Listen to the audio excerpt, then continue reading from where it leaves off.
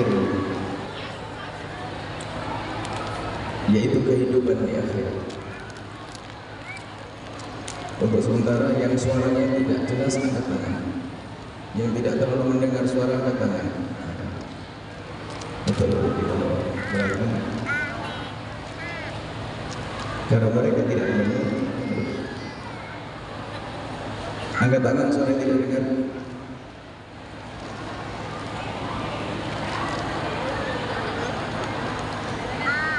Separuh tidak dengar.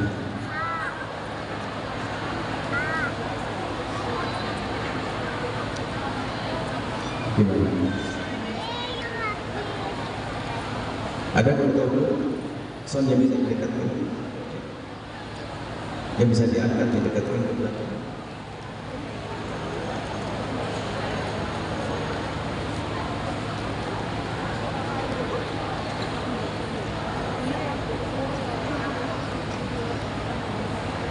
Hampir separuh jamaah tidak mendengar.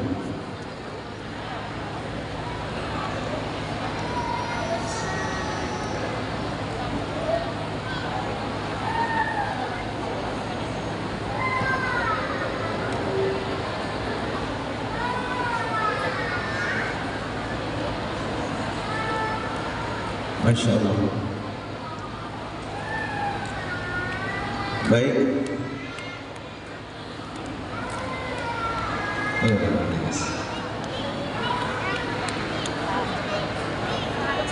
Menunjukkan bahwa ibu ini adalah seorang ibu yang baik, merindukan anaknya pun ikut hadir ke majlis. Kami tidak terganggu dengan anak-anak kecil. Justru kami senang biar akalnya belum bisa mendengar, tapi hatinya sudah mendengar. Jangan jauhkan anak-anak dari majlis.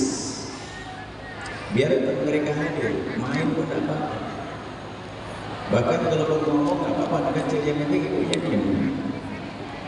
Anak kecil datang rohnya datang.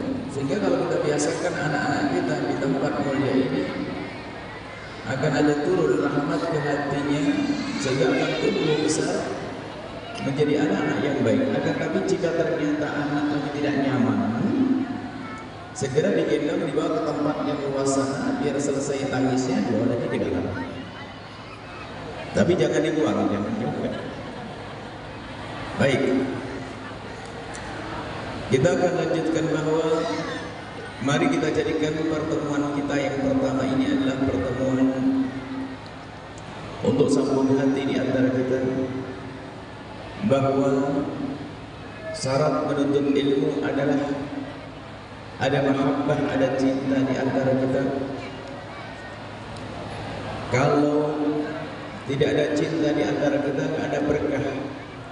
Tidak berkah di kami, tidak berkah di Anda, tidak ada ilmu di kami, tidak ada ilmu di Anda. Maka syarat pertama dan utama adalah mempertemukan hati di antara kita, bahwa di antara kita tidak ada benci, di antara kita tidak ada dengki, di antara kita tidak ada dendam. Dan kami yakin itu, kalau Anda benci di hati Anda kepada kami, Anda tidak akan mungkin menghadiri tempat ini. Kalau ada dendam di hati Anda kepada kami, Anda pun tidak akan menghadiri tempat ini. Maka insya Allah syarat pertama ini sudah ada, bahwa di antara kita ada cinta karena Allah. Kemudian juga yang kedua, tidak ada sombong. Ustaz sombong tidak akan memindahkan ilmu. Kalau seorang guru yang sombong, ilmunya tidak menjadi ilmu yang manfaat. Gurunya para guru baginda Nabi Muhammad orang sangat tawadhu. Tidak ada kesombongan di dalam dirinya. Maka kita pun juga kalau kita menghadiri majelis ilmu, kalau ternyata di hati kita sombong, maka susah mendapatkan ilmu. Biarpun yang mengajar seorang nabi, baginda nabi, kalau orang di hatinya dikuasai dengan kesombongan, maka ketahuilah dia tidak akan dapatkan ilmu seperti Abu Jahal. Abu Jahal itu belajar, menuntut ilmu, mendengar ilmu dari baginda Nabi, cuma di dalam hatinya tidak ada cinta kepada Rasulullah, dan juga ada kesombongan dengan baginda Nabi, maka menjadilah Abu Jahal. Mari kita beresi hati kita. Semoga di antara kita terjalin cinta yang tulus karena Allah, sehingga kita bertemu di dunia dengan cinta hingga kelak di surga bersama baginda Nabi Sallallahu Alaihi Wasallam. Dan tidak ada yang sombong di sini, yang paling tinggi pangkatnya di surga tidak ada yang tahu di antara kita. Bukan yang ceramah lalu paling cepat masuk surga, bukan yang menyampaikan ilmu paling tinggi di surga, tidak. Yang paling tinggi surganya, yang paling tinggi pangkatnya di hadapan Allah di antara kita ini adalah yang paling tulus di saat menghadiri majelis mulia ini. Anda tulus, Anda dekat kepada Allah, Anda tulus, Anda mulia di hadapan Allah Subhanahu wa taala. Ini syarat pertama dalam sebuah perkumpulan. Kemudian ada hal yang harus dicermati oleh kita semua. Kalau kita ingin menjadi orang baik, kalau ingin menjadi orang baik, syaratnya kita harus menyadari kekurangan kita agar kita berbenah. Maka kalau orang merasa dirinya baik terus, paling baik, apalagi susah untuk menjadi lebih baik. Dan semua dari kita ini tidak ada yang tidak punya kesalahan, dan tidak ada di antara kita yang tidak punya dosa. Semua dari kita punya kesalahan, semua dari kita punya dosa. Semua manusia kecuali baginda Nabi Muhammad SAW. Maka yang paling tepat bagi orang seperti kita ini adalah menyibukkan diri kita untuk mengetahui kekurangan kita, dengan tidak membiasakan kita mencari kekurangan orang lain. Kalau rumus hidup ini kita gunakan, alangkah indahnya hidup kita. Anda satu sisi jangan sibuk dengan kesalahan orang, jangan mencari-cari kesalahan orang, jangan menyebarkan aibnya orang, akan tapi sibuklah kita dengan kekurangan diri kita sendiri. Maka kalau orang sudah mengetahui kekurangan dirinya, begitu mudah untuk tobat, untuk kembali kepada Allah, dan di saat itulah dia mendapatkan kemuliaan. Sehingga langkah pertama Muhammad rahimahullah taala, langkah pertama kita menuju kemuliaan adalah memasuki satu wilayah namanya wilayah tobat. Dan untuk orang bisa tobat harus menyadari kesalahannya, dan untuk bisa sadar akan kesalahannya kita harus sering merenung. Kita harus sering duduk. Di saat kita duduk sendiri lalu kita melihat perjalanan hidup kita, mana dosa-dosa yang pernah kita lakukan, sampai di saat kita merenung kita akan baca wajah ibunda kita, wajah ayah kita, wajah saudara kita, wajah saudari kita, wajah anak kita, wajah pasangan kita, bahkan pembantu kita. Apakah kita pernah berbuat dosa kepada mereka? Sehingga orang hebat adalah orang yang selalu berpikir tentang kekurangan dirinya, berpikir tentang kekurangan dirinya. Kalau orang tidak bisa melihat kekurangan dirinya, itu sebuah kekurangan. Karena kita semua punya salah, kita semua punya kekurangan, dan tidak akan ada orang yang tobat dengan sungguh. Tidak ada orang tobat dengan sesungguhnya, tobat sejati, kecuali seorang hamba tersebut menyadari kalau dirinya dalam dosa dan dalam kesalahan. Maka dari itu mari kita, semua dari kita punya waktu di tengah malam, di saat kita sendiri, kita merenungi perjalanan hidup kita. Mungkin dulu waktu kita masa muda, urusan kita kepada Allah, mungkin kita pernah meninggalkan sholat, mungkin kemudian kita pernah meninggalkan puasa, atau dosa-dosa yang lainnya, dosa sahwat dan yang lainnya. Hadirkan di saat Anda menghadap kepada Allah, dan Anda harus punya waktu ini. Pastikan mulai nanti malam Anda harus punya waktu yang sunyi sendiri. Anda tidak ada yang lain. Anda baca perjalanan hidup Anda. Kemudian di saat Anda sampai kepada dosa-dosa Anda yang pernah Anda lakukan, Anda ingat dosa-dosa itu, dan Anda ingat bahwasanya di sana ada neraka. Kemudian Anda seketika memohon ampun kepada Allah. Dan ingat, kalau kita sudah memohon ampun kepada Allah dengan serius, dengan sungguh-sungguh, subhanallah, Allah yang maha agung, Allah yang maha pengampun, sebesar apapun dosa seorang hamba ternyata kecil di hadapan pengampunan Allah, sehingga orang tersebut menjadi seperti tidak pernah punya dosa. At-taibu minadz dzambi kaman la dzambalah, orang yang bertobat dari dosa seperti orang yang tidak pernah berdosa. Maka sangat rugi kalau kita tidak pernah bertobat. Tiba-tiba dikagetkan di alam barzah dengan dosa-dosa yang banyak. Dosa mata, dosa telinga, dosa lisan, dosa syahwat. Di alam barzah tersiksa, belum lagi dibangkitkan di padang mahsyar hingga masuk neraka jahanam tersiksa dengan dosa-dosa tersebut. Kenapa? Karena dia tidak berusaha menyadari waktu hidup. Selagi masih ada nyawa di kandung badan kita, ketahuilah pengampunan Allah telah Allah siapkan untuk kita. Maka dari itu, hai hamba Allah, jangan sembunyikan sekecil apapun dosamu di hadapan Allah. Jangan sembunyikan dosa apapun. Kalau menyembunyikan dosa dari manusia, ya oke. Tapi kalau dengan Allah tidak perlu engkau sembunyikan, karena Allah Maha Tahu. Maka ayo kita berlomba-lomba di setiap malam harus punya waktu sendiri.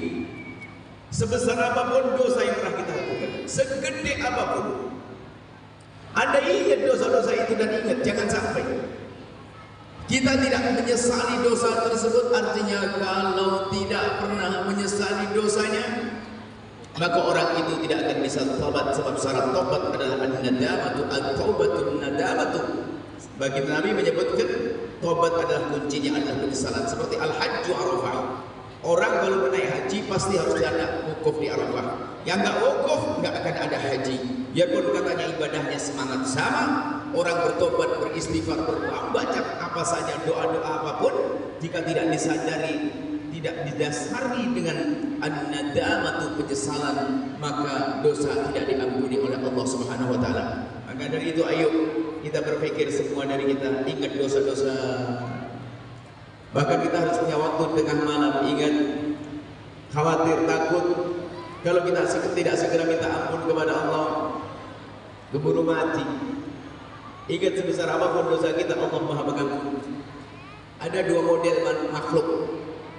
Ada dua model makhluk yang celaka sepanjang masa.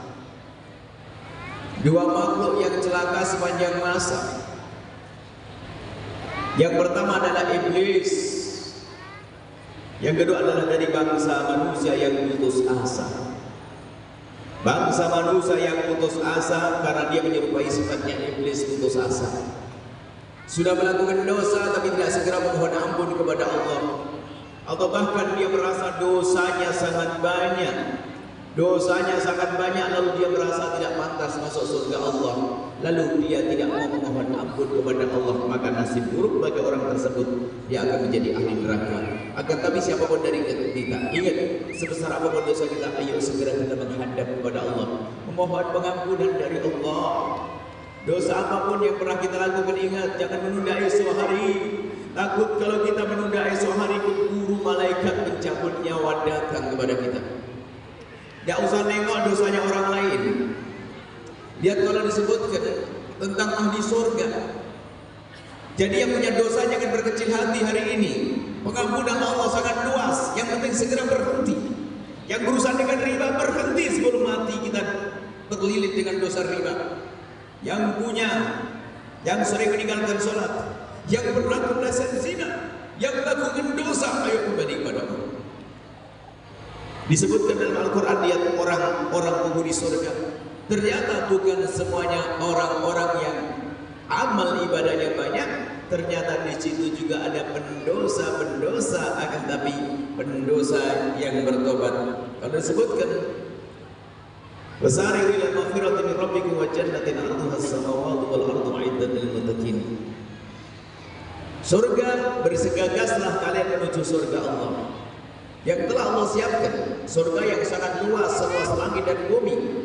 Bersegeralah mendapatkan pengampunan dari Allah, mendapatkan surga Allah yang sangat luas, yang luasnya melebihi daripada luasnya langit dan bumi. Di antaranya apa? Alladzina yunfiquna fis-sarra'i wad-dharra wal kadhimina al-ghayza wal 'afina 'anil nas wallahu yuhibbul muhsinin. Ada di antaranya orang yang berderma dalam keadaan apapun.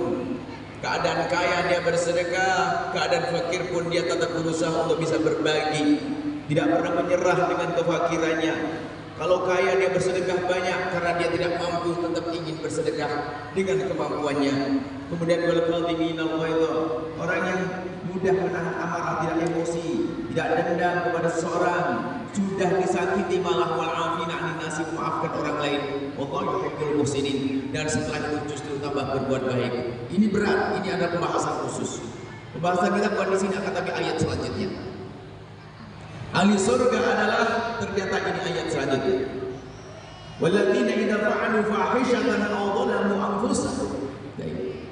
Ternyata penghuni surga yang luas itu adalah diantaranya walladzina idza fa'alu fahishatan. Mereka adalah orang yang pernah melakukan kekejian, orang yang pernah melakukan dosa. Adzalamu anfusahum, atau berbuat zalim pada diri mereka sendiri.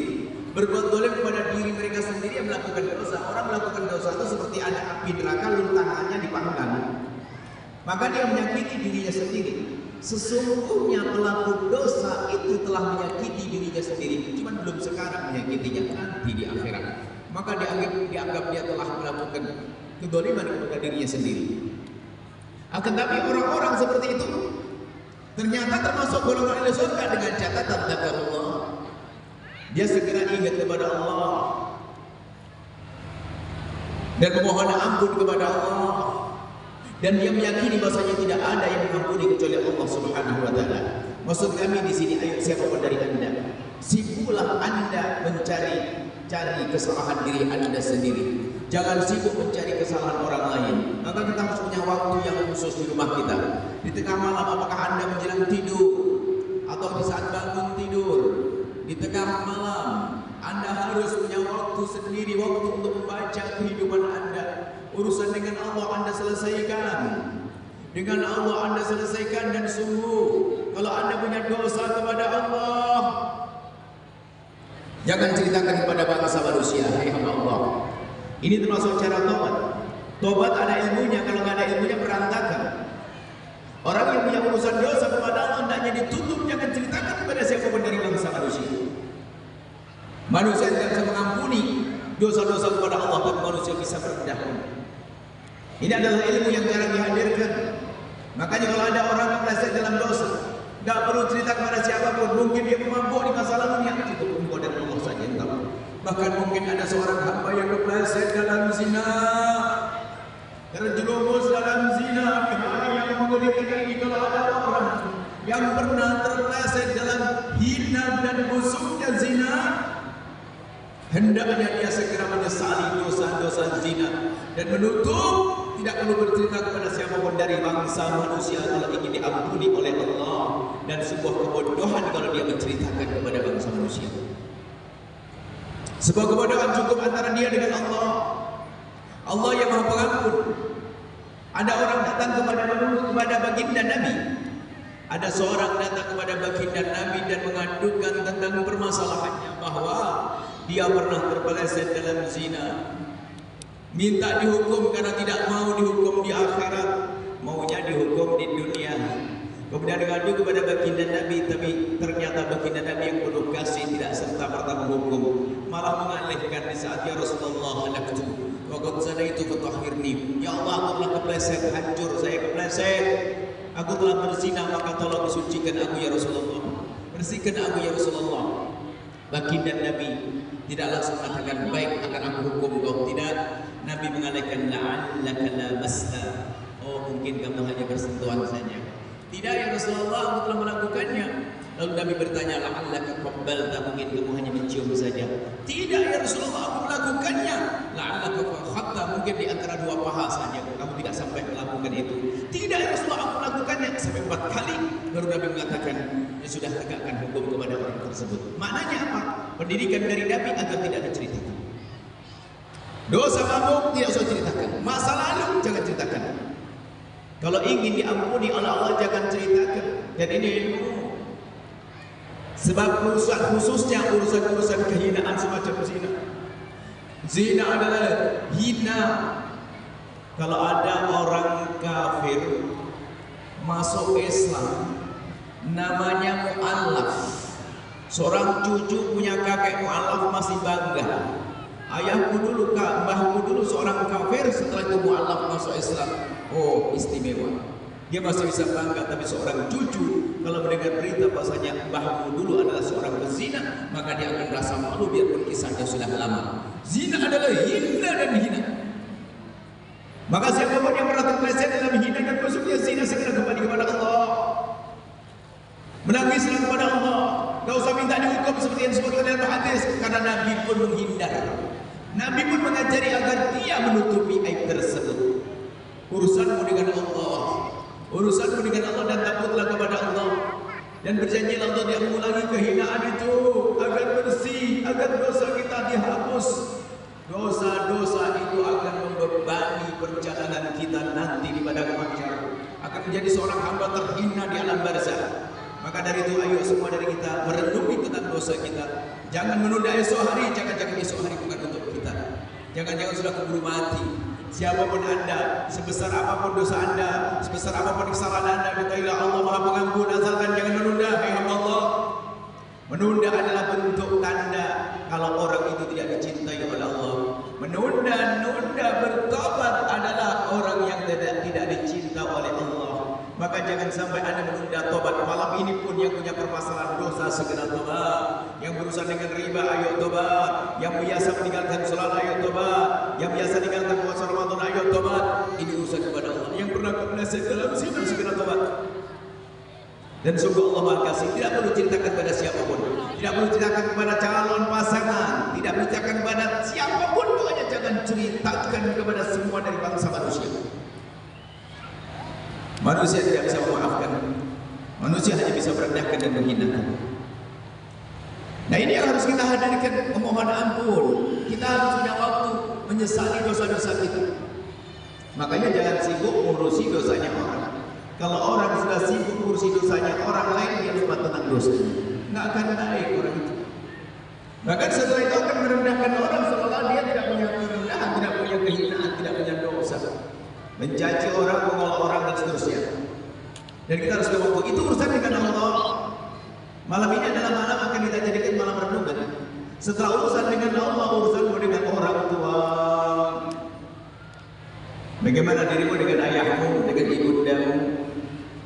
Tidak akan bahagia dan tidak akan beruntung orang yang durhaka kepada orang tuanya. Wasada ini pembahasan khusus juga. Tidak akan bahagia kalau ada seorang anak yang menjalani hidup bermusuhan dengan orang tua, maka dia tidak akan bahagia. Biarpun dia menemukan gunung emas yang tetap akan sengsara, tidak akan bahagia harga mati seorang anak yang menjalani hidup dengan durhaka kepada orang tua. Durhaka bermacam-macam. Durhaka halus, ada durhaka halus. Bila tanya baik sama bapak ibunya, mengabdi pada bapak ibunya, berkorban untuk bapak ibunya, berjuang untuk bapak ibunya. Ternyata kebaikan sang anak itu ternyata tersembunyi di dalam hatinya. Diam-diam dia menginginkan bahwa agar sertifikat tokonya ganti atas nama dia. Busuk hati dia. Hati-hati kalau mengabdi pada orang tua tidak tulus, dia tetap akan sengsara. Karena urusannya langsung dengan Allah yang memiliki orang tua kita. Maka dari itu tolong jangan sampai durhaka pada orang tua. Kemudian nanti apa urusan dengan saudara? Hari ini kita gambaran saja. Dan kita harus merenung urusan dengan saudara. Urusan dengan saudara bagaimana?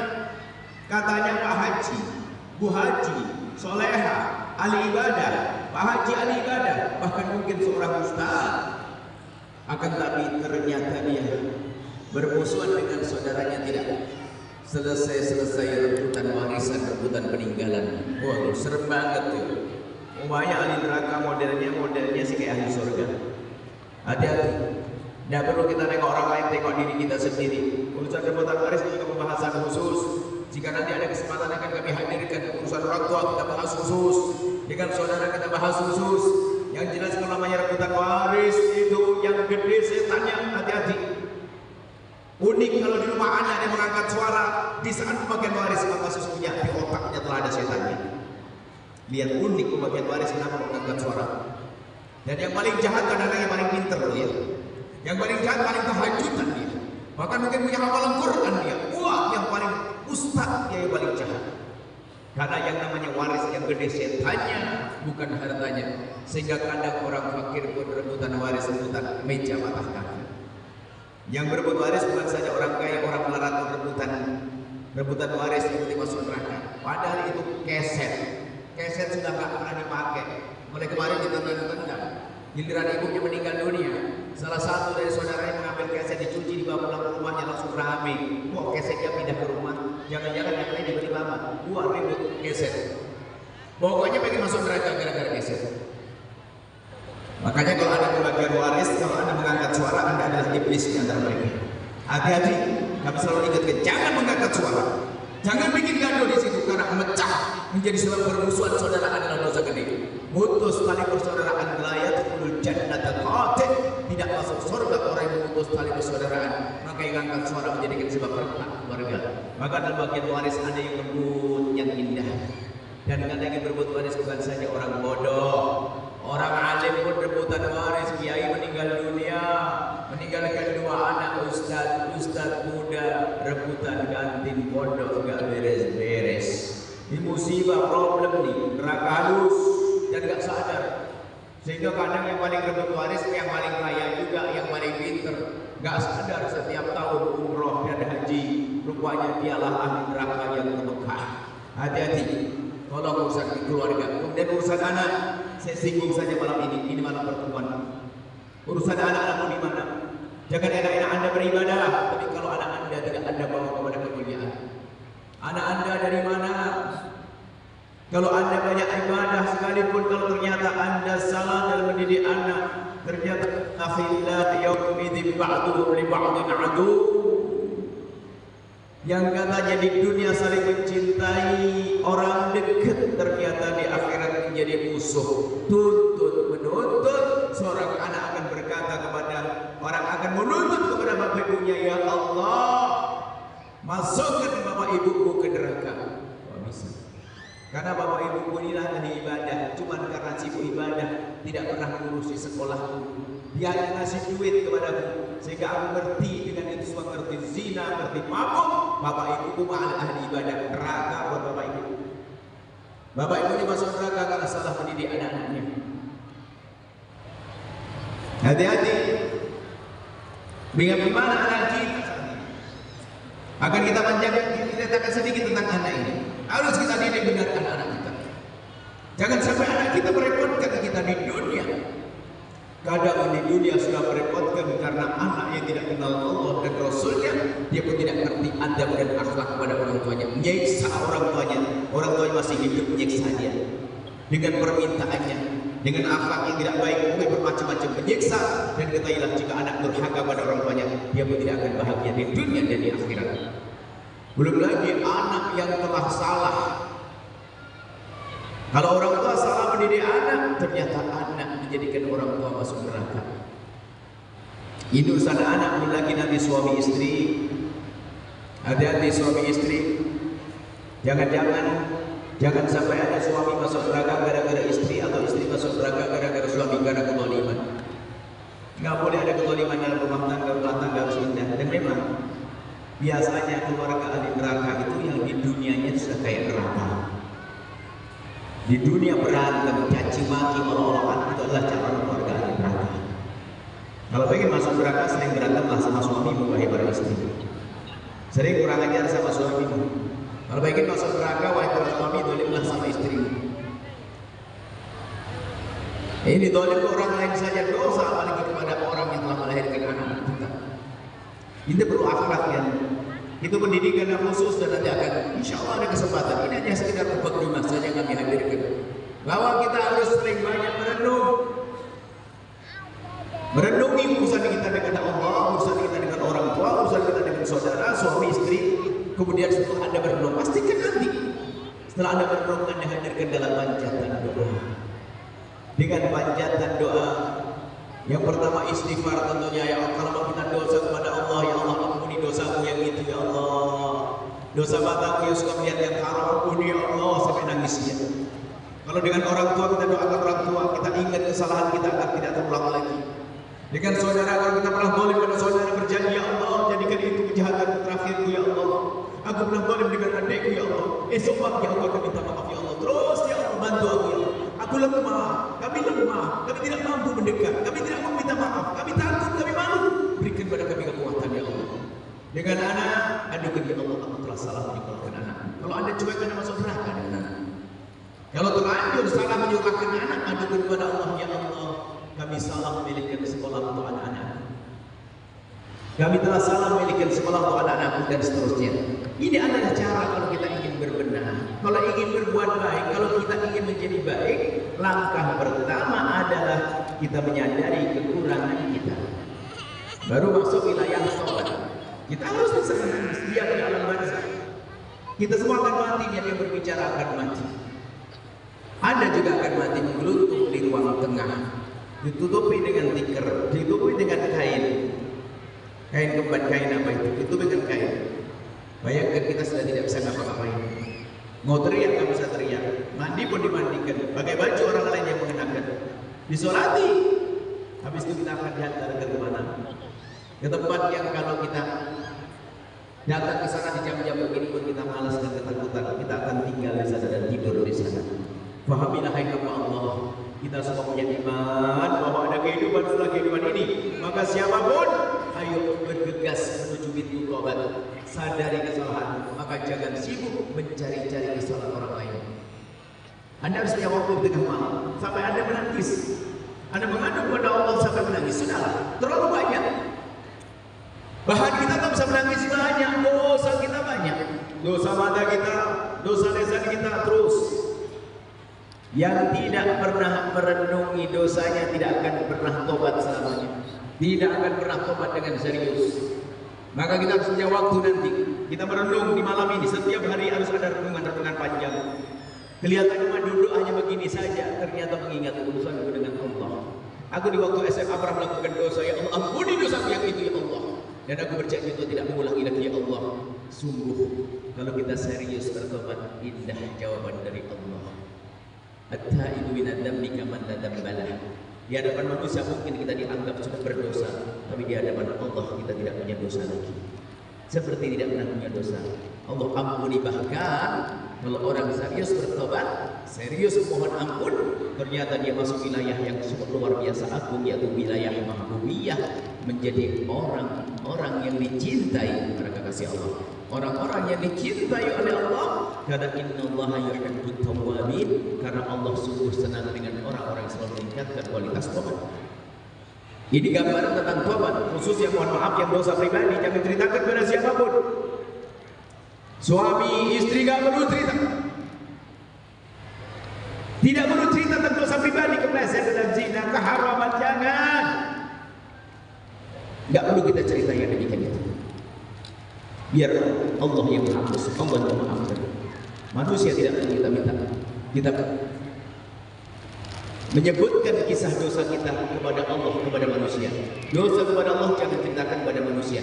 Iya, dosa kepada manusia harus kita selesaikan di antara manusia, dan itu pun ada aturannya. Kemudian untuk kita melanjutkan masalah pertobatan ini adalah agar kita semakin serius mencari kekurangan diri kita. Maka ingat, jangan Anda biasa mencari kekurangan orang lain.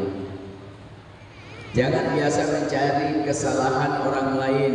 Ini problem kita di hari ini adalah problem kita disodorkan kesalahan orang, kejelekan orang.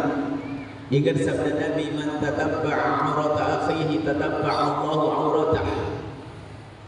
Barang siapa yang hidupnya mencari-cari kesalahan orang lain, maka Allah akan bongkar aibnya dia, wa yadhhaku wa fi wasdi baitihi, dan Allah akan rendahkan dia biarpun di dalam rumahnya.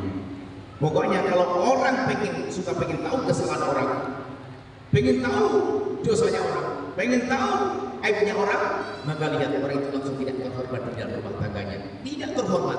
Enggak tahu sebabnya, kita tidak ngerti. Istrinya tidak menghargai dia, suaminya tidak menghargai dia, anaknya tidak menghargai dia. Kenapa? Dia telah dihukum oleh Allah. Ingat, yang suka mencari aibnya orang lain.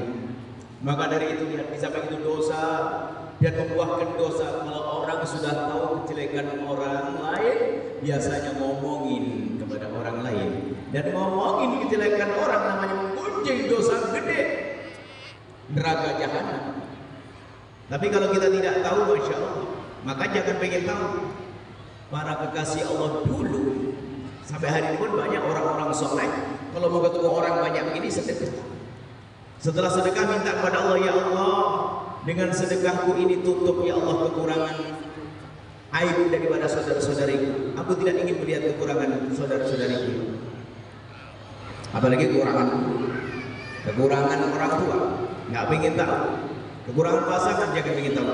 Maka termasuk yang kami hadirkan di akhir-akhir ini adalah ayo kita pandai-pandai untuk tidak mencari kesalahan orang. Kemudian jangan ngomongin kejelekan orang kalau sudah terlanjur kita tahu. Pertama langkahnya jangan beritahu. Ada orang hobi loh ya, hobi mencari kejelekan orang lalu ngomongin, itu satu paket biasanya. Ada orang bilang, makanya kami himbau, Anda pun tidak perlu tahu isi handphone suamimu. Percaya. Saya tidak pernah pengen lihat handphone istri saya. Lah Anda menikah dengan seorang suami nggak perlu tahu handphone suami, dengan omongan kami. Kalau tidak Anda akan sakit. Karena setiap hari kita punya rahasia. Rahasia dengan ibunda, rahasia dengan kakak, rahasia apalagi seorang ustaz. Banyak orang curhat yang nggak boleh dibaca oleh siapapun. Banyak orang, jadi ini amanah urusan percaya. Cinta kan saling percaya, hidup indah saling percaya. Handphone orang jangan pengen tahu. Ada orang hobinya pengen tahu kekurangan orang. Ibaratnya duduk begini ya, tetap temennya itu buka handphone, dia cuma ngelirik begini. Rupanya handphone ini adalah dia seorang perempuan, dia perempuan, temannya perempuan.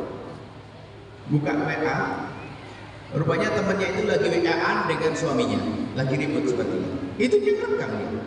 Ini tidak lihat. Sudah paham? Bisa nyimpulkan, bisa cerita sama tafsirannya panjang lebar. Model perempuan semacam ini ada. Sengsara orang itu dia. Dia pengen tahu. Padahal dia kalau di pengajian nggak paham. Tapi ngelirik WA sudah paham. Itu cerdas banget dalam urusan persyetanan. Sama Anda pun juga begitu. Sampai Anda membiasakan dengan seperti itu, Anda akan sengsara. Kalau ada orang titip handphone di Anda boleh bukanya sampai kapanpun. Kecuali diizinkan untuk membuka. Ini adalah biasa. Biasa amanah itu penting. Ada orang hobi kotor. Kalau masuk ke rumahnya orang, ada perpustakaan, ada buku, ada lemari buku, ada buku sejarah buku ini. Cuman si busuk hati ini yang dilihat apa? Buku agenda ya. Pengen tahu apa sih kejadian sehari-harinya? Kalau Anda merasa seperti itu, Anda kalau tidak segera tobat, Anda akan sengsara. Karena Anda biasa pengen tahu kekurangannya orang, aibnya orang, berarti Anda aib. Semua diri Anda adalah aib, adalah celah. Makanya ayo kita belajar untuk tidak pengen tahu. Para kekasih Allah minta, ya Allah tutuplah kekurangan saudaraku dari mataku ya Allah. Tidak pengen tahu, tidak pengen melihat. Kalaupun sudah tahu tidak ingin membicarakan. Kalau sudah tahu jangan bicarakan. Nah ini kan jangan pengen tahu. Sampai suatu ketika lihat begitu busuknya seorang anak tiba-tiba datang kepada kami bertanya, Buya, akte kelahiran saya kok dengan pernikahan ibu saya kok duluan akte saya Buya? Sedikit saya marah. Sepertinya tidak ada anak sebusuk kamu kan? Maksud itu ibu berzina dulu baru melahirkan kamu gitu. Berzina dulu baru akan nikah, melahirkan kamu baru nikah begitu. Dia. Tapi kenyataannya begini, banyak orang nikah hari ini belum bikin surat ada. Sudah punya anak satu bikin surat. Tapi kenapa kok sampai dia sungkan kepada bapak ibunya secara bergaul dia? Ini Anda bertanya pada kami, Buya, akte kelahiran saya lebih dulu daripada surat nikah ibu saya. Saya paham maksud dari Rasulullah. Ibuku orang sebaik itu kau katakan zina. Kau kurang ajar. Kau minta maaf pada ibuku. Orang nikah apalagi nikah zaman dulu tentu suratnya langsung ada. Mungkin ayah ibu Anda pun ada suratnya yang masuk umur 50 tahun dia. Nggak pakai surat itu. Surat itu bahaya. Bahkan kalaupun seandainya wahai para istri yang soleh, para suami yang soleh, ada laki-laki ngadu pada Anda wahai suami, ngadu bahasanya saya kepleset zina, Anda pun tidak boleh cerita kepada istri Anda. Ada orang ngadu kepada kami, istri saya tidak boleh tahu. Tidak boleh tahu, itu urusan saya dengan yang bertanya. Amanat. Jangan Anda punya kebiasaan mencari-cari kekurangan orang dan itu kebusukan hati. Sebab kehancuran itu dari situ. Allah akan hukum apa? Kita tidak terhormat di rumah kita. Allah akan bongkar aib kita di hadapan manusia. Makanya kalau orang suka mencari-cari kejelekan orang, tiba-tiba saja Allah kirim orang lain membongkar aibnya dia, dan akan terhinakan dan akan menjadi rendah. Dan kekasih Allah waliullah tidak semacam itu. Waliullah itu melihat saja masih memohon ampun, melihat kejadian maksiat, dia minta ya Allah lupakan saya agar saya tidak melihatnya ya Allah. Bukan kita malah mencari-cari, bukan seperti itu. Ayo kita serius urusan kita dengan sesama kita. Jangan mencari kekurangan orang lain, khususnya pasangan Anda. Wahai para suami, jika engkau melihat kekurangan istri, jangan engkau sebut sampai mati. Hai istri, jangan sebut. Kalau engkau menemukan kekurangan suamimu, jangan kamu sebut sampai mati, karena itu menyakitkan hati. Alangkah indahnya hidup kita kalau seperti itu. Tidak ingin tahu aibnya orang, dan setelah orang tahu aibnya orang biasanya saling mencaci, mengolok dan merendahkan bencana. Dan inilah yang kami hadirkan di akhir-akhir ini. Begitu pentingnya kita punya ilmu ini, ilmu baginda Nabi Sallallahu Alaihi Wasallam. Ya, jangan bicarakan kejelekan orang, jangan ngomongin. Mintalah kepada Allah agar kita mudah melupakan dosa-dosa orang lain. Dan kita hubungkan dengan kejadian di akhir-akhir ini. Pemilihan presiden, harus Anda punya pendidikan supaya Anda tidak kepleset dalam memilih presiden yang benar. Awas, semua calon presiden itu adalah manusia semuanya. Tiga-tiganya manusia, tidak ada malaikatnya. Tidak ada malaikatnya. Semuanya manusia. Tentu dengan segala kekurangannya ada kebaikannya. Dengan segala kebaikannya ada kekurangannya. Maka dari itu, tolong jaga keindahan dalam kebersamaan. Kalau seandainya terjadi perbedaan calon pemimpin, calon presiden, tidak boleh tidak mesra. Berbeda tapi tetap mesra dan indah, itu harapan kami. Tentunya dengan ilmu baginda Nabi SAW. Sehingga biarpun berbeda tetap saja masjid makmur. Mungkin bersebelahan 01, 02, 03. Enggak ada masalah. Tapi tolong jangan caci maki. Ini kuncinya di situ. Kalau sudah caci maki menyakitkan orang lain, masjid jadi sepi. Ada masih ingat 01, 02? Yang satu jadi presiden, yang satu jadi menteri. Tapi itu si kampret sama cebong masih belum akur. Tidak beres-beres itu bisa. Perseteruan yang panjang. Na'udzubillah. Kenapa mau dibodoh-bodoh oleh syaitan? Kita tidak boleh bermusuhan. Kita harus indah. Maka yang penting di dalam memilih presiden, Anda harus berijtihad, berusaha untuk cari tahu. Setelah Anda tahu sesuai dengan pengetahuan Anda coblos sesuai dengan pengetahuan Anda. Sebab cara mengetahui juga berbeda-beda. Kadang pengetahuannya juga berbeda-beda. Sehingga suami istri itu beda kantor juga beda calon pilih. Kantor yang pertama memusikan 01, kantor kedua 02. Rupanya anaknya kantor sebelah, satu keluarga 3 pilihannya. Berbeda-beda, mungkin sekali. Akan tapi karena mereka berakhlak semuanya, mereka tidak saling caci dan tidak saling ngomong. Itu yang ingin kami suarakan. Yang suka caci maki adalah kesombongan. Jangan biasa caci maki urusan biar mau calon katanya paling bagus dia calon. Tetap Anda tidak boleh caci maki. Ada sebagian ustaz bisa kami sampaikan yang demikian itu, mereka sedikit menolak lalu mengatakan harus dijelaskan yang jawab. Ternyata di grup tersebut, memang ini grupnya orang-orang baik katanya, membawa calon presiden yang lainnya. Wah pokoknya jelek-jelekan. Dikritik sama temannya. Boy, apa coy? Jangan dinaikkan itu berita lama itu boy. Nah, di dalam mereka sendiri sudah sibuk. Jangan naikkan itu sudah 5 tahun yang lalu. Ya kan? Begitu ambisinya menjelekkan orang sampai pokoknya dapat berita langsung diangkat. Sudah busuk hati. Na'udzubillah. Ya, hati-hati ya. Maka tolong dalam pemilihan presiden yang pertama, jangan Anda memilih dia kecuali sudah berusaha untuk calon. Yang kedua, bukan karena Anda mau dibangunkan pondok Anda karena Anda seorang kiai, bukan karena Anda mendapatkan proyek karena Anda mungkin seorang pengusaha, tidak. Anda pilih karena Allah. Indah setelah itu kemudian, ini yang perlu kami sampaikan kepada siapapun, tolong dengar rambu-rambu berikut ini, catat dan sebarkan sampai dimanapun. Sebarkan berikut ini. Tolong tulis dan sebarkan kalimat sederhana. Tapi kalau semua berpegang dengan apa yang kami sampaikan, ya akan menemukan keindahan nanti pada akhirnya.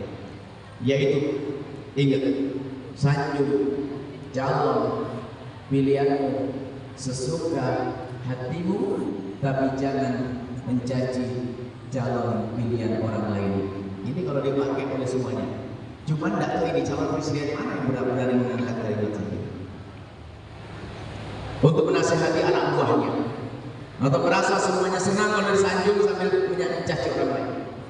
Jika Anda belajar dengan kami, Anda menyanjung kami, lalu Anda mencaci usaha lain, saya juga tidak senang. Nah ini. Nah biasa kami jelaskan begini masih ada yang mencoba membantah. Biasanya golongan yang paling terasa paling bagus ini. Nah harus dijelaskan dong yang jahat karena dulu. Permasalahannya bukan sampai di situ, panjang kisah caci mencaci. Ilmu ini saya ambil dari baginda Nabi. Lihat, baginda Nabi dengan kecerdasan beliau dengan wahyu. Beliau menyebutkan, dan Anda bisa menghubungkan dengan kisah ini.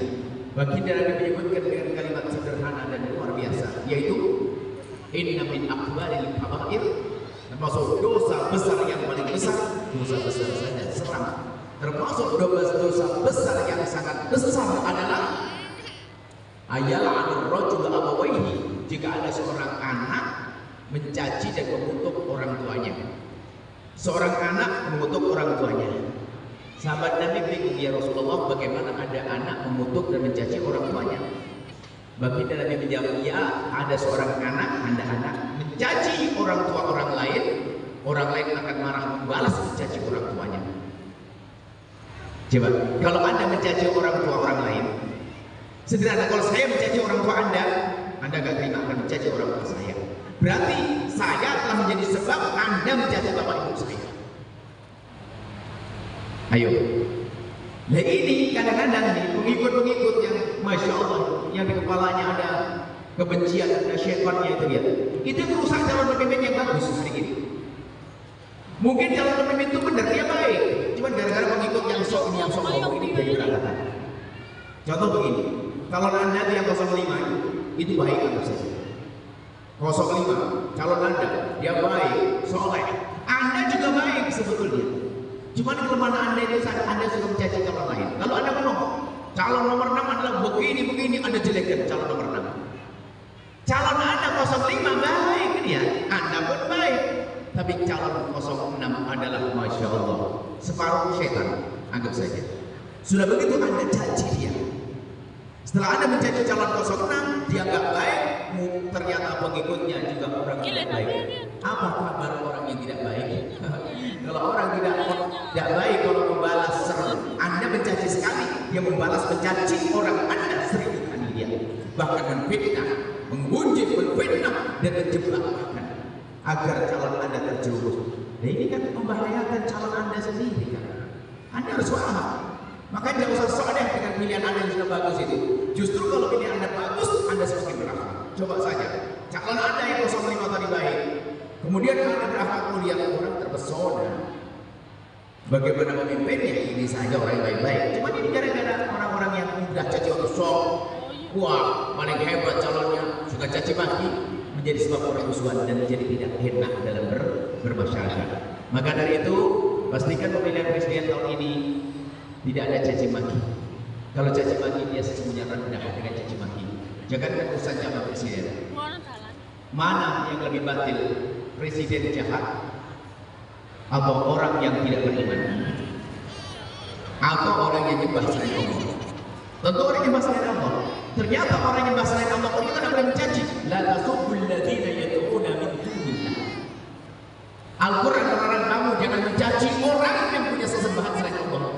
Tidak boleh kita mencaci agama lain. Jelas-jelas yang disembah bukan Allah, tapi tidak boleh kita mencaci. Bagaimana urusan dengan menjual, urusan calon presiden? Maka dengan caci maki akan menjadi tidak indah di negeri ini. Selamat tinggal caci maki, selamat tinggal Allah. Dan ingat yang biasa caci maki di ibadah sesungguhnya, kalau ada atau di rumahnya juga sudah berantem sama istrinya, nggak akur sama saudaranya, kayaknya rebutan laris dia itu, Masya Allah. Baik, ini yang bisa kami sampaikan pada kesempatan ini. Apa yang bisa kami hikmah pertama, ayo Anda punya waktu untuk mengadu kepada Allah. Pastikan di tengah malam Anda menyusahkan dosa-dosa Anda sampai Anda menangis, menitikkan air mata, kemudian Anda mengadu kepada Allah tentang dosa Anda. Pasti Anda punya waktu setengah jam. Bahkan kami selalu ingatkan, kalau Anda beribadah itu Anda bagi 3. Kalau Anda punya waktu setengah jam, ambil 10 menit, 10 menit, 10 menit. 10 menit ibadah seperti orang ibadah sholat, zikir dan sebagainya. 10 menit berikutnya anggap saja ibadah Anda 30 menit. 10 menit berikutnya merenungi urusan dengan suamimu. Kenapa sih kok gampang marah banget sama suami? Iya, saya itu dengan suami kok sekarang kok akhir-akhir itu sering marah. Padahal suami saya bakal mamanya marah aja. Kenapa? Ya itu sih merenung tuh. Sama seorang suami kenapa? Kalau sama istri ngomongnya jadi kasar, merenung. Dengan ibu merenung. Kalau tidak merenung, tidak akan sadar. 10 menit merenung, setelah itu 10 menit terakhir mohon kepada Allah sesuai dengan renungan sehingga doa kita khusyuk. Ya Allah, kenapa kamu kasar banget dengan istriku? Ya Allah, lembutkan hati kami, lembutkan perilaku kami. Istriku telah melahirkan aku, tapi nggak tahu ya Allah, kenapa pas saya lihat istriku terus marah saya. Kalau ngomong sama istri nggak sabar, padahal saya di kantor ngomong sama orang kenal lebih ya Allah, sabar sama orang ya Allah. Tapi sama istri saya kenapa suka marah ya Allah? Ada suara berbeda. Ada yang tidak begitu. Kalau ngomong sama orang lagi alisan ketawa-ketawa sampai di rumah bikin marah sama suami. Berarti ada yang nggak beres.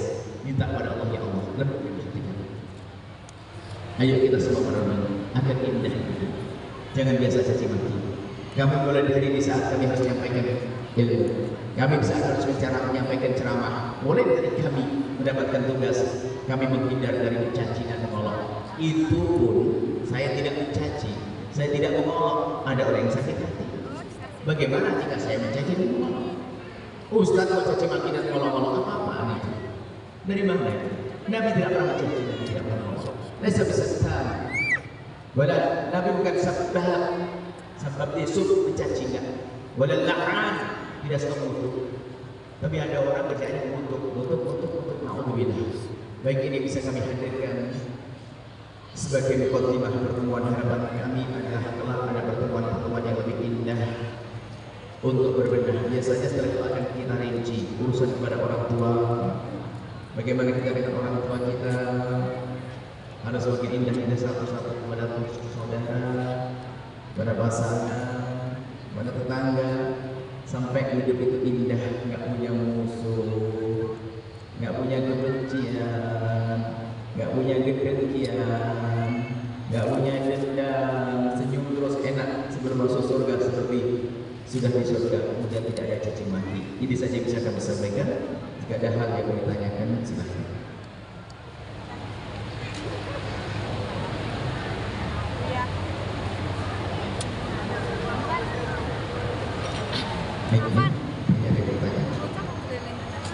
Ada pertanyaan?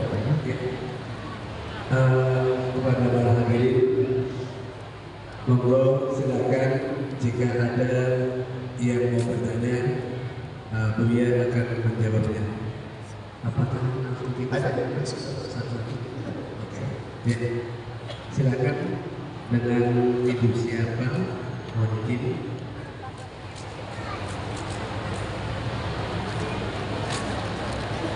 Assalamualaikum Buya. Perkenalkan, nama saya Ima Jamila dari Desa Sebelah, Kendal Doyong. Begini Buya, sebelumnya saya terima kasih kepada Allah telah dipertemukan dengan Buya dan diberi kesempatan untuk bertanya supaya hati saya itu lega.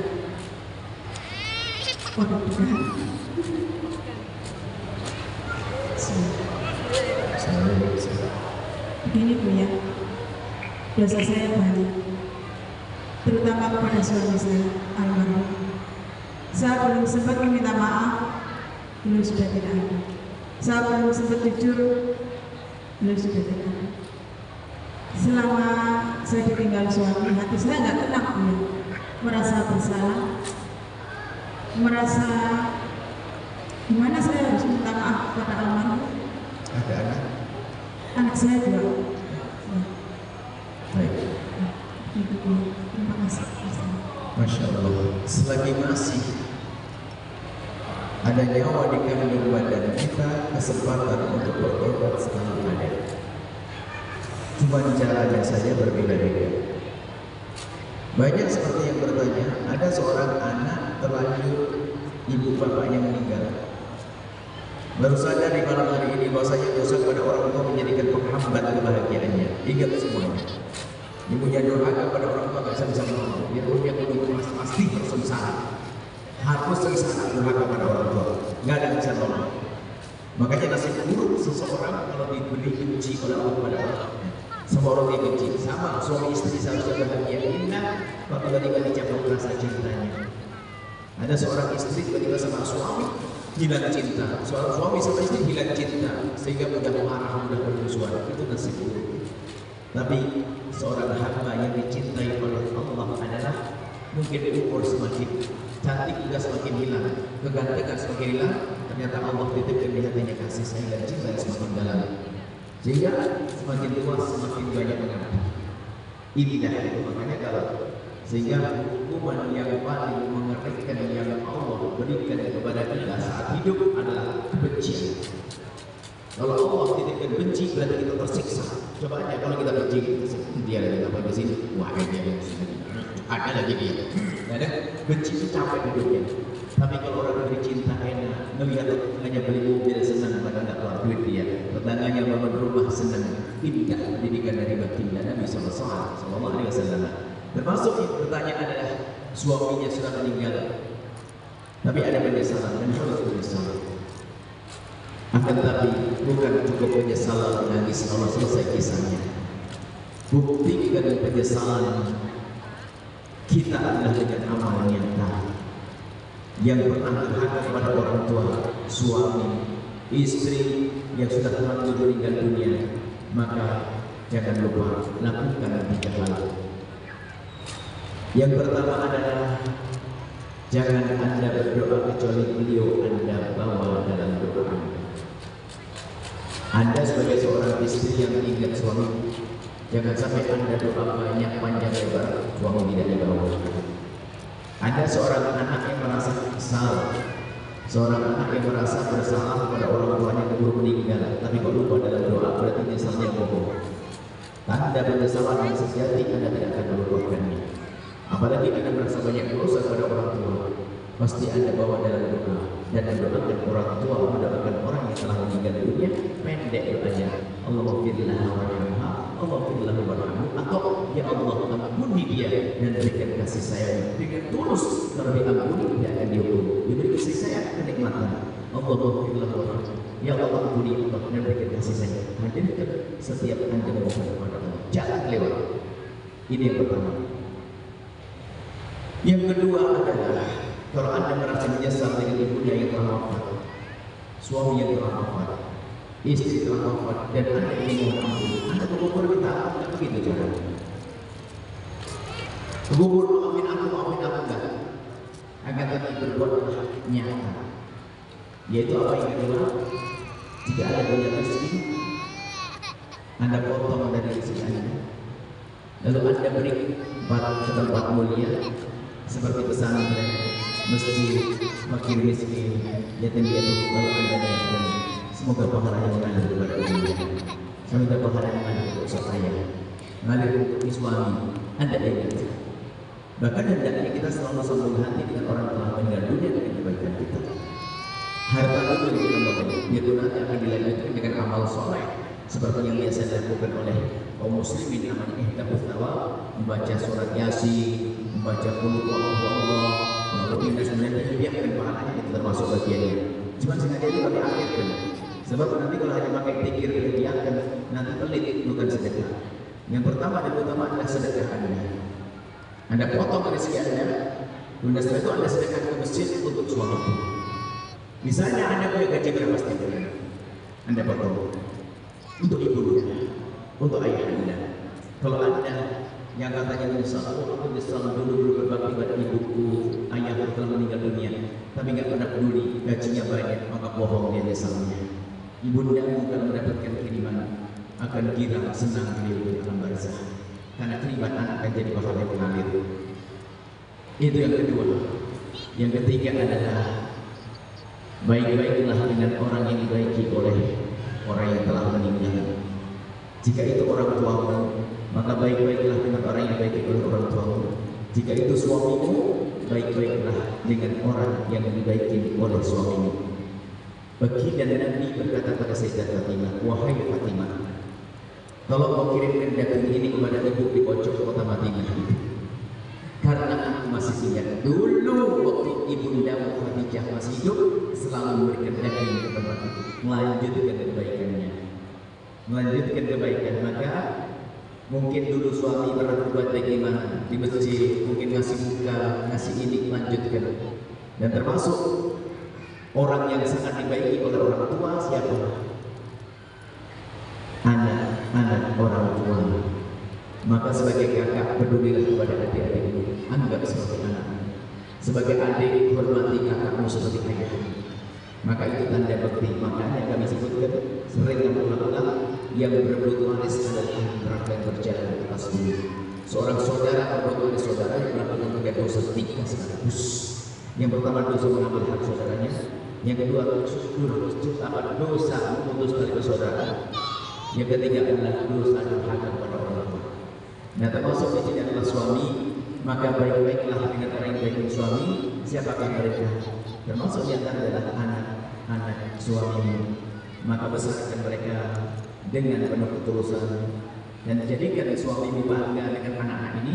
Maka itu adalah bentuk berbakti. Bukan tangis yang kita omong, bukan sekedar kita menangis boleh, akan tapi hanya menangis tapi tidak berbuat apa-apa buahnya.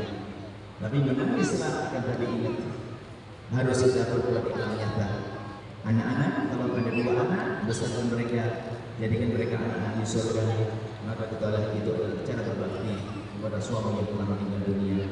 Kalau buat suami masih punya ibu, baiklah dengan ibu suami masih punya saudara, baiklah dengan saudaranya. Maka itu adalah tanda penyesalan kita untuk diampuni oleh Allah Subhanahu wa Ta'ala. Ini saja. Wallahu a'lam bishawab.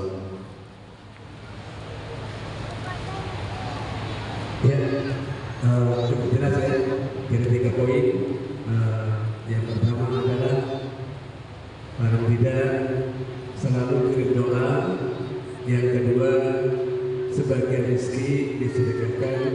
Dan yang ketiga, melanjutkan kebaikan dari suami dalam bentuk apapun. Ya, pertanyaan selanjutnya kita kembalikan ke bapak-bapak. Silakan.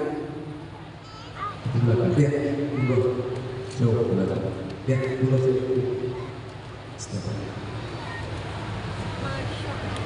Bismillahirrahmanirrahim.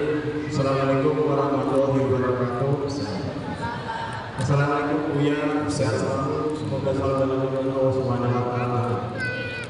Buya, saya ingin menanyakan pertanyaan atas diri saya pribadi dan beberapa teman-teman saya yang mungkin mengalami kendala dalam rumah tangga.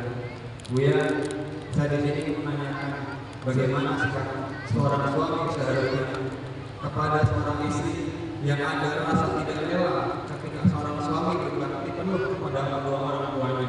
Di saat orang tua sudah sepuh, sudah sakit-sakitan, kemudian seorang istri merasa ada haknya yang diambil oleh orang tua dari si laki-laki itu. Kemudian dia yang kedua, bagaimana sikap seorang suami seharusnya menyikapi orang tuanya ketika muncul rasa tidak ridho kepada sang menantunya, kemudian memberikan syarat kepada anaknya untuk menceraikan istrinya. Bagaimana sikap saya menghadapi situasi yang seperti itu, agar saya terhindar dari sebuah hukuman rumah tangga yang berantakan, dan kedua dari status kedurakan saya, agar semuanya bisa seimbang sebagaimana yang Allah dan Rasulullah wasiatkan. Demikian juga, terima kasih. Assalamualaikum warahmatullahi wabarakatuh. Assalamualaikum. Termasuk kunci keindahan dalam rumah tangga adalah mengambil keberkahan dari orang tua. Jadi keberkahan orang tua itu menjadikan kebahagiaan. Maka rumusnya sederhana. Wahai suami, dengar, ajari istrimu agar semakin hari semakin baik dengan bapak ibu, bukan ibu. Suami tolong dengar, ajari istrimu agar semakin hari semakin baik dengan bapak ibunya. Dan wahai istri, dengar, ajari suamimu agar semakin hari semakin baik dengan bapak ibunya.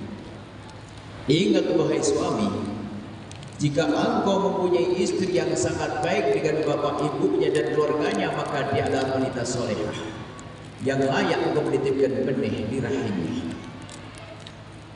Dan wahai istri yang solehah, kalau engkau mempunyai suami yang sangat baik dengan bapak ibunya, lihat, maka suamimu adalah orang yang soleh, layak dia menitipkan benih di rahimmu. Tapi naudzubillah, Kalau Anda seorang suami punya istri, Masya Allah, dengan bapak ibunya nggak bener, Masya Allah, Anda jangan sampai punya anak dari perempuan model begitu. Jangan-jangan anaknya kayak, jangan-jangan anaknya kayak dia, durhaka sama orang tua, berarti akan musuhan dengan Anda. Makanya Anda rugi kalau punya istri yang jahat sama bapak ibunya. Maka Anda selalu ingatkan, wahai istriku, baik dengan bapak ibunya, agar dia menjadi wanita solehah. Jika semuanya punya kiat mendukung pasangannya seperti ini, itulah rumah tangga yang indah. Rumah tangga yang indah. Maka dari itu, ajari, jangan dilarang dong. Makanya nasib buruk kalau suami melarang istrinya berbuat baik kepada bapak ibunya. Ada seorang ini, naudzubillah, ada seorang istri, seorang suami mengadu. Dan sebenarnya ada juga kisah serupa. Kita mulai dari seorang istri. Ada istri tiba-tiba datang pada kami berkata, ya alhamdulillah saya sudah jadi PNS. Datang ada angin, ada ini, dia ngomong saya jadi PNS. Maksud ibu, alhamdulillah saya sudah punya gaji sendiri Bu ya, alhamdulillah. Terus, nah ini Bu ya, di antara gaji saya ini Bu ya, sebagian itu Bu ya kan selalu ngajari kompak suami istri yang indah yang baik. Cuman Bu ya, saya itu membagi gaji saya kepada ibu saya. Ibu saya adalah orang jualan di pasar, fakir ibu saya. Gimana Bu ya hukumnya kalau saya memberikan sebagian rezeki saya kepada ibu saya sendiri? Kami bertanya, itu duit siapa Bu? Beliau menjawab, duit saya Bu ya. Kalau duitmu sendiri kamu bagikan ke siapa saja boleh, apalagi kepada ibumu. Kemudian dia sambil mengelus dadanya dengan gembira, alhamdulillah, jadi saya tidak dosa Bu ya. Oh tidak, karena yang kamu bagi kepada ibumu duitmu sendiri. Alhamdulillah. Cuma saya mau tanya, apa Bu ya? Memangnya kenapa kalau suamimu tahu kok memberi kepada ibu saja harus tidak sepengetahuan suami? Kenapa suamimu? Bu ya, pernah saya ngasih, ketahuan suami saya marahnya nggak kira-kira. Cuma saya batin di hati saya, aduh nasib buruk, suamimu itu kayaknya jin pakai kopiah dia. Masa ada suami model begitu, lihat istrinya berbuat baik kok marah, pasti itu setan pakai kopiah putih. Nggak begitu. Kalau memang dia suami baik akan bangga punya istri semacam itu. Kemudian dalam kisah yang serupa, seorang laki-laki datang dengan anaknya, biasanya dengan istrinya, lalu nggak ada. Kemudian berkata begini, Buya mau tanya nih, tanya, silahkan. Buya, saya ini kan alhamdulillah sukses lah, saya termasuk anak-anak orang tua saya yang sukses. Ayah saya meninggal beberapa tahun lalu. Saya punya adik umur 5 kelas SD. Ibu saya orang yang pas-pasan, sangat pas bahkan kurang. Dan saya anak yang paling sukses. Terus gimana Bu ya kalau saya ini selama ini saya bantu ibu saya sama adik saya, tapi tanpa sepengetahuan istri saya? Ya kami tidak. Duit siapa Pak? Duit saya Bu ya, usaha saya baik. Istrimu sudah kau cukupin apa? Oh sudah. Kau beri apa? Ada rumah, ada motor, ada mobil, pokoknya lengkap. Baik Pak, selagi istrimu sudah kau beri nafkah, katakanlah uang boleh kau bagikan siapa saja tanpa sepengetahuan istrimu. Ke ibumu juga. Alhamdulillah. Jadi nggak apa-apa ya, nggak apa-apa. Cuman saya mau tanya Pak, tanya apa Bu ya? Memangnya kenapa istrimu kalau tahu kamu malah ngirim duit kepada ibumu dan adikmu? Rupanya sang suami ini berkata sambil mengangkat dadanya, aduh Bu ya, pernah ketahuan sekali cemberutnya sebulan. Oh, itu ada iblis ketemu di tong sampah. Kenapa dinikahi iblis dalam hati saya? Itu perempuan rendah semacam itu, tidak terhormat. Ingat, kalau ada perempuan semacam itu, perempuan rendah. Karena apa? Mengajari suaminya untuk masuk neraka. Sama yang tadi, suami rendah. Dan dia tidak mengerti kemesraan, tidak mengerti keindahan. Pasti kebodohan yang ada dalam dirinya. Anda bisa membayangkan rayuan itu kan bukan hanya sekedar mengatakan, oh matamu, dulu matamu lentik, hidungmu mancung, kau cantik, tidak cukup begitu. Ternyata ada rayuan dasar, rayuan rasa. Coba saja Anda bayangkan, rayuan rasa. Anda sebagai seorang suami, ya kan, sama istri belanja Padahal di Jakartanya berapa kamu beli apa sayang? Mau beli ini bang, 1 kilo, 1 kilo.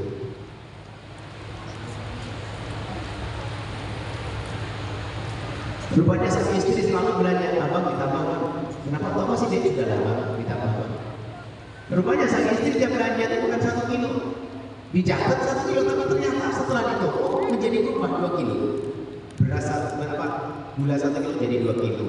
Minyak goreng 1 curiken 2 curiken. Satu kali semua 2. Suami mang utama sih mang sudah lama, sudah lama. Beli belanja sama suami juga. Saya cuma belanja setelah belanja sampai di rumah. Belanja sang istri belanja melengkap semuanya. Suaminya nongkrong tempat parkir ya. Istrinya ibu si belanjaannya, istrinya juga bayar semuanya lengkap. Sampai di rumah, tiba-tiba ketahuan abang bantu dong apa deh? Tolong dibungkus. Kita kan dibungkus, kita belanja. Banyak separuh dicecer di rak, separuhnya dibungkus. Suaminya bilang, mau dibawa kemana dek? Kata istrinya, maaf kirim abang.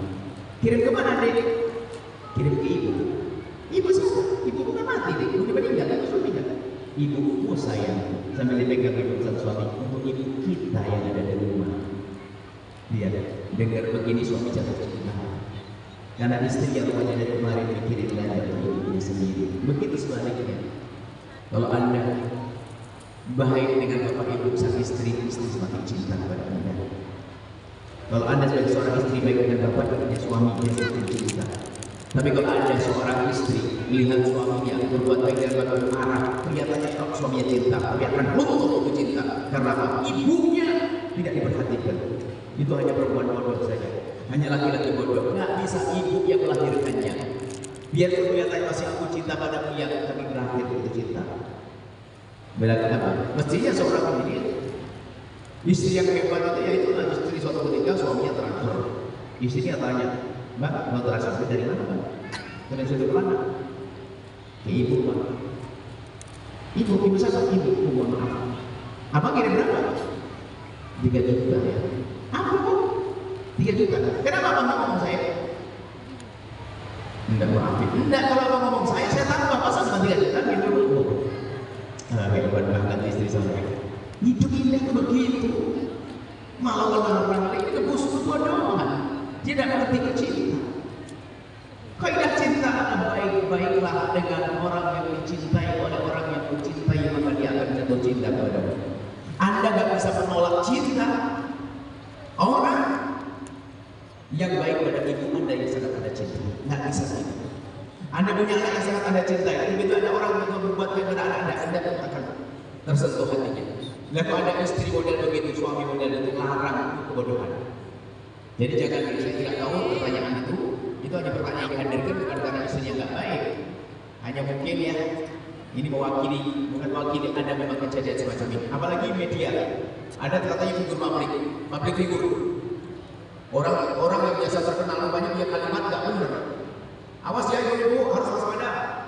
Suami kalau ini bagi rezeki pada orang tua jangan sekali ibu. Ini didengar. Paham ya katanya kira-kira. Masya Allah. Belajar dari guru dan ustaz. Jangan asal orang. Ustaz yang melembutkan hati, guru yang melembutkan hati, dan tidak menarik. Orang-orang seperti itu jangan dekat-dekat. Orang bertuanya mengaku jangan dekat-dekat. Baik, ini adalah masalah seperti itu. Kemudian yang terakhir tadi apa? Jadi ada orang tua sudah gak cocok sama mantu. Lalu orang tua minta agar mencerai. Maka seorang anak pilihan ini yang bermasalah siapa? Yang bermasalah siapa? Kalau dihubungkan dengan pertanyaan sebelumnya, barangkali memang mantunya nggak benar, sehingga mertua jadi musuhan dengan menantu, atau mertuanya nggak benar. Makanya kita perlu koordinat apa namanya. Ini yang nggak benar siapa? Mohon maaf begini. Jika Anda punya mertua yang tidak baik, jangan Anda larang suami Anda berbuat baik, apapun bentuknya. Karena apa? Suamimu itu sangat baik, wahai istri yang soleh. Di saat melihat ibunya nggak baik kepada Anda, sebetulnya suami Anda itu menjerit, cuma nggak berani berbuat apa-apa karena itu ibunya. Nggak bisa ngatur, ibu jangan begitu, nggak berani karena itu ibunya. Padahal di saat ibunya marah kepada Anda, dia menjerit. Ya Allah, ibu marah dengan istri. Maka dari itu, sebagai seorang istri, ya, di saat diperlakukan seperti oleh mertuanya, ya kan, mungkin Anda pastikan kepada suami, abang, tidak apa-apa, yang penting kan abang baik dengan saya. Di sisi lain, sebagai seorang suami, mohon maaf, kalau menemukan ibunya nggak baik sama istrinya, seorang suami menemukan ibu yang baik sama istrinya, tolong tambal hati sang istri. Bukan berarti Anda musuh orang tua, orang musuhi. Hanya dipeluk saja istri saya, maafin ibu saya. Wah, habis itu semuanya. Maafin ibu saya, yang penting ibu saya kayaknya begitu ya. Tolong sayangnya maafin, dibawa ke kamar maafin. Nah itu kan indah, saling menghibur. Nah, jangan sampai terjadi perceraian. Nah kalau seperti itu apakah harus patuh? Dilihat. Kalau ada seorang ibu menyuruh anaknya mencerai istrinya, dilihat dulu dokter masalahnya. Nah kalau istrinya nggak benar, sholat enggak, mabuk iya, judi iya, dinasihati nggak bisa, ngerepoti. Ya layak kalau seorang ibu minta cerai, sah. Tapi kadang-kadang yang nggak benar ibunya, maka di saat seperti itu tidak boleh kita mematuhi omongan ibu. Karena apa? Yang tidak baik ibunya pun demikian, tidak boleh kita berurusan dengan ibu. Hati-hati, nggak boleh berurusan dengan ibu. Bukan berarti langsung wah, ibu dimusuhi gara-gara ibunya tidak baik, memihak pada istri, tidak. Ibu pun tetap ibu. Kalau dia salah kepada istrimu, tetap ibu mau boleh Anda musuhi. Cuma tambal hati istrimu yang terluka dengan kompensasi cinta yang kau tambah, pelayananmu yang kau tambah, senyummu yang kau tambah, pelindunganmu yang kau tambah, yang akan menjadikan sejuk rumah tangga. Ini jangan baik. Seorang suami melihat istrinya dijahatin sama ibunya, enggak peduli, enggak kuat minta cerai dengan istri. Alhamdulillah. Jadi Anda sebagai seorang laki-laki harus hebat. Itulah kurang lebihnya.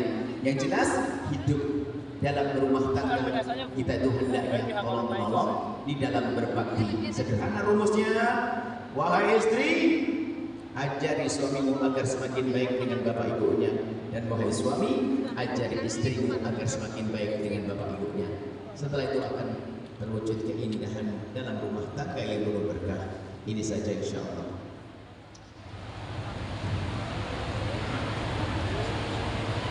Baik, terima kasih atas nasihat-nasihat dari Ibu ya. Mudah-mudahan ini semua menjadi sebuah bekal buat kita semua untuk menjadi insan yang kamil, insan yang baik, insan yang bermanfaat baik di dunia dan akhirat.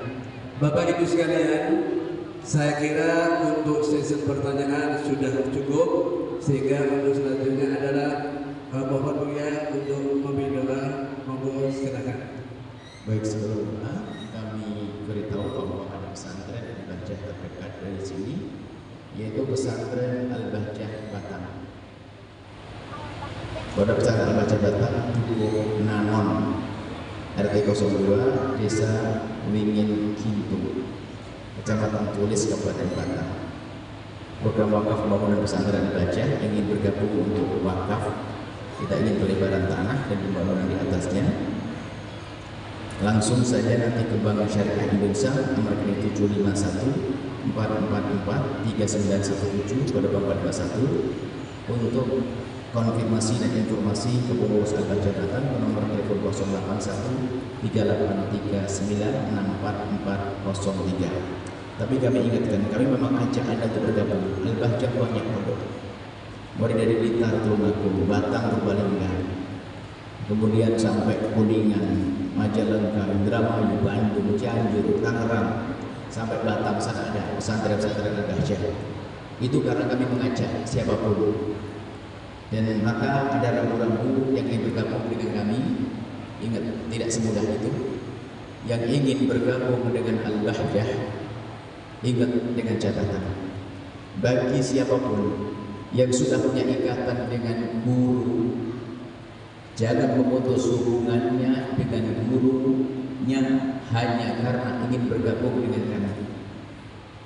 Karena kalau Anda memutus hubungan dengan guru Anda berkhianat. Nanti dengan kami pun juga berkhianat pada akhirnya. Justru harapan kami Anda menyambung antara kami dengan guru Anda. Ini banyak orang dengan hawa nafsu. Ketemu Ustaz baru langsung wah Ustaz lamanya ditinggalkan. Apalagi kadang-kadang Ustaz yang terkenal kadang-kadang. Yang terkenal kan bukan Ustaz beneran juga banyak. Dan macam-macam. Jadi gara-gara orang baru langsung ditinggalkan Ustaz di kampungnya. Padahal mohon maaf, Ustaz kampung itu Ustaz hebat, wali tersembunyi. Kiai-kiai di kampung itu hebat, wali tersembunyi. Nggak banyak disebut-sebut, tapi luar biasa. Makanya orang yang tidak bisa menghargai kiai kampungnya tidak akan beruntung. Makanya jangan gampang terpesona dengan wah, gebiar Ustaz terkenal. Ini Ustaz kampung kita angkat. Kita muliakan mereka. Jujur saja Anda dengan kami, kita bertemu sekali di sini. Pertanyaannya, kalau mbah Anda meninggal siapa yang ngurusin? Saya atau kiai kampung? Kiai kampung di mana saya? Makanya jangan gampang terpesona lalu meninggalkan. Anda boleh terpesona dengan seorang guru dari mana mereka datang, tapi jangan lupakan guru kampung Anda. Itu tanda Anda tawadhu. Tadi yang kami sampaikan di awal pengajian. Tanda ketawadhuan Anda. Cuman biasanya ini ada sebagian orang hati-hati. Kalau sudah kenal sama ustaz terkenal, apalagi punya foto sama ustaz terkenal, wah dipajang di rumahnya. Ini ustaz kampung dirumahkan. Wah, kacau ini. Musibah itu. Jadi kalau sudah ketemu sama ustaz terkenal, wah itu ustaz kampung bukan level saya. Untuk bilang sengsara itu manusia. Padahal ustaz kampung yang ngajarin ilmu wudhu. Anda tahu wudhu dari mana sebelum masuk kampus? Di musola kecil, di madrasah diniyah, di surau-surau. Kiai kampung yang cari rezeki sambil ngajar kerja dulu baru pulang ngajar, itu istimewa. Maka jangan sampai Anda merendahkan kiai di kampung itu wali tersembunyi. Nanti di akhirat beliau punya menara tinggi, beliau menyala singgasananya. Nah, ini orang-orang tersembunyi itu. Makanya tolong dengan kiai kampung jangan meremehkan. Apalagi sudah mulai terkenal dengan ustaz-ustaz terkenal. Termasuk mohon maaf, kami ingat pengurus masjid dimanapun Anda berada, jangan dibiasakan masjid Anda dengan ustaz-ustaz terkenal. Itu akan merusak mentalnya jamaah. Sehingga di saat ustaz terkenal yang nggak ada, yang ngajar ustaz kampung 2 orang yang datang. Karena biasa dihadirkan ustaz terkenal, itu berarti pengurus masjid merusak mental jamaah. Pernah satu masjid di Jatimur sana diundang kami. Dia membuat jadwal panjang begitu, jadwal cetak mahal harganya. Rupanya tiba-tiba nama saya dicomot begitu, maksudnya biar ditodong, biar dia mau isi. Ini punya alhamdulillah yang datang ustaz-ustaz disebut ustaz terkenal semua. Cuman nggak tahu nama saya tiba-tiba masuk di antara 12. Kan bulanan itu. Mulai kapan saya terkenal? Kan begitu ya. Saya tiba-tiba nama saya ada di situ. Ini ustaz terkenal. Oh iya. Haji, tidak usah banyak berharap. Mulai hari ini saya tidak akan misi di masjid ini. Kenapa? Anda merusak jamaah. Jamaah Anda latih dengan ustaz-ustaz terkenal, akhirnya di saat yang ngaji orang kampung tidak ada yang dengar, tidak ada yang datang. Sombong dengan ustaz di televisi, ustaz di YouTube, ustaz di mana ini. Ini sama ustaz kampung, padahal yang ngajari sholat ustaz kampung, ngajari dzikir ustaz kampungnya. Makanya saya tidak mau sampai hari ini saya tidak pernah misi di masjid itu. Dan kabarnya hari ini masjid itu sudah tidak pernah ada pengajiannya karena nggak punya duit untuk datang ke ustaz terkenal. Mungkin ustaz terkenal harus bayar mahal kayaknya. Wallahu a'lam. Yang penting saya tidak pernah ngaji di situ. Makanya tolong jangan biasakan dengan ustaz terkenal. Biasakan dengan ustaz kampung. Hidupkan, himbau. Nah, maka dari itu kami ajak Anda untuk bergabung dengan Al-Bahjah dengan catatan jangan tinggalkan guru Anda. Kalau misalnya Anda bisa bantu guru Anda 1 juta per bulan, lalu mendengar suara Anda, jangan dibagi 500 buat pesantren ya, 500 buat guru Anda. Tidak, itu untuk khianat. 1 juta tetap dengan guru Anda. Dengan kami babnya bonus mah bebas. Bisa 1 juta, boleh kurang, boleh lebih. Yang penting jangan putus dengan guru Anda. Itu harapan kami. Kami tidak mengajari khianat. Kami tidak mengajari Anda tidak punya adab. Kami ingin bahasanya justru Anda menyambung antara kami dengan guru Anda dimanapun mereka berada. Ini saja bisa kami sampaikan. Mari kita tutup dengan Bismillahirrahmanirrahim. Alhamdulillahirrahmanirrahim. Allahumma salli ala habibina sayyidina Muhammad wa ala sayyidina Muhammad. Allahumma ya Allah ya Rahman ya Rahim. Pandang kami dengan kasih sayang dan cinta dari-Mu ya Allah. Berikan kepada kami segala kebaikan di dunia dan di akhirat. Ya Allah, seperti Engkau mudahkan kami berkumpul dan bertemu di tempat ini, mudah berkumpul dan bertemu di surga bersama kekasihmu Nabi Muhammad. Ya Allah, wahai yang Maha Kasih, ampuni orang tua kami dan guru-guru kami. Jika mereka telah mendahului kami, ampuni dan berikan kasih sayangmu kepada mereka. Jika mereka masih hidup, panjangkan umur mereka dengan ketaatan serta sehat walafiat.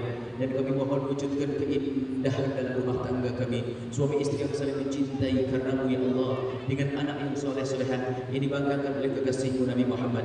Dan kami mohon wahai Tuhan yang Maha Kasih, jauhkan kami dari benci, dengki dan dendam kepada sesama kami ya Allah.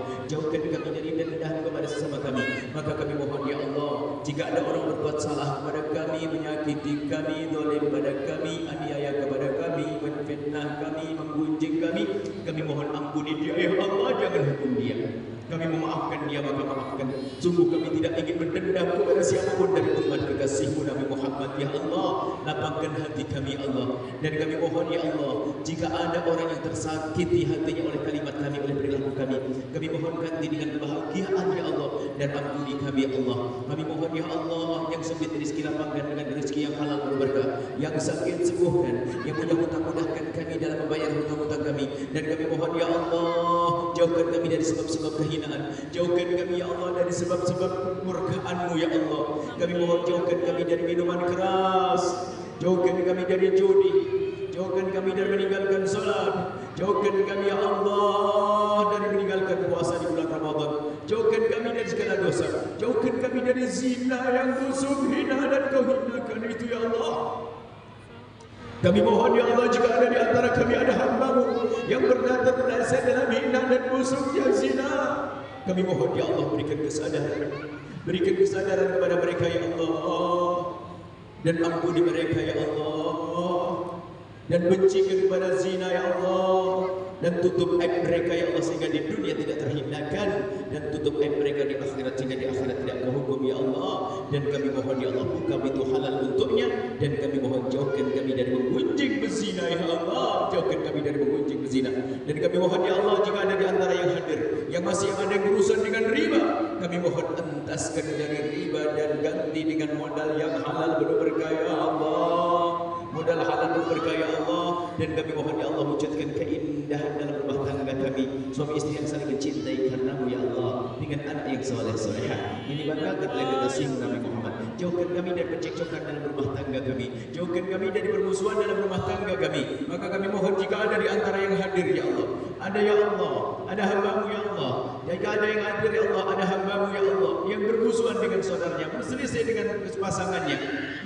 dengan pasangannya, kami mohon lembutkan hati mereka sehingga mereka ya Allah hidup mereka indah dengan cinta. Dan kami mohon jauhkan kami dari bermusuhan dengan saudara karena rebutan waris ya Allah, berebut waris ala ahli neraka berjalan di atas bumi. Maka kami mohon ya Allah, jika ada di antara yang hadir ini ada hamba-Mu yang pernah berebut waris dengan saudaranya, kami mohon lembutkan hati mereka, pulangkan mereka dari tempat mulia ini, hati mereka dan sudah bersih, sudah saling mencintai dengan saudaranya tanpa ada benci dan permusuhan, tanpa perebutan waris ya Allah. Dan kami mohon ya Allah, yang ingin menikah, punya hajat untuk menikah, belum menikah dan punya hajat untuk menikah, kami mohon mudahkan mereka untuk mendapatkan pasangan orang-orang mulia yang Kau muliakan, yang menjadi sebab mereka mulia di dunia dan di akhirat. Dan kami mohon ya Allah, ampuni mata kami yang sering melihat yang haram ya Allah, ampuni mata kami yang sering melihat yang haram ya Allah, ampuni lisan kami, ampuni telinga kami, ampuni kami semua ya Allah. Dan kami mohon jaga negeri ini ya Allah, jauhkan dari pertumpahan darah, jauhkan dari permusuhan.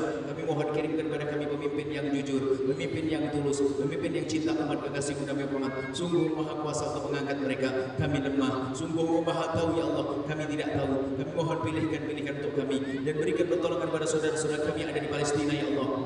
Saudara dari Palestina ya Allah, berikan kepada kami kesempatan untuk menolong mereka ya Allah, dengan apapun yang Kau berikan kepada kami ya Allah. Dan kami mohon yang ada di kiri kanan masjid ya Allah, jadikan mereka ahli surga.